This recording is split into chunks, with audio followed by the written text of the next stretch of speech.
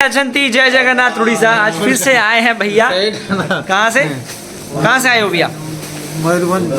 मयूरभंज। नया।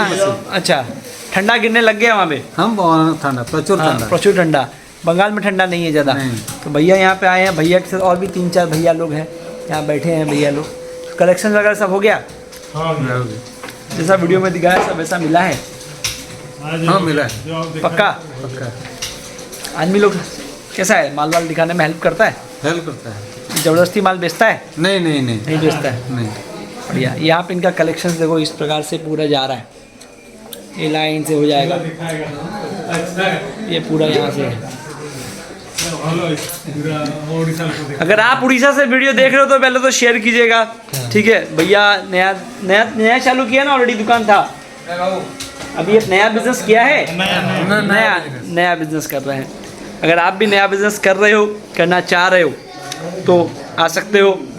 यूट्यूब पे तो बहुत सारा वीडियो आता है हम लोग का, ठीक है? यहाँ पे ये भैया लोग का पूरा काम वाम हो गया है। आज में बस में चला जाएगा माल इनका, क्या बस में चला जाएगा? भैया पहुँचेंगे, साथ साथ में माल भी पहुँच जाएगा।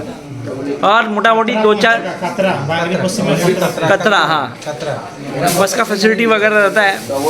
भैया गएगा, माल वाल बेचेगा, चालू हो जाएगा बिजनेस। और क्या, मिलते हैं नेक्स्ट किसी वीडियो में।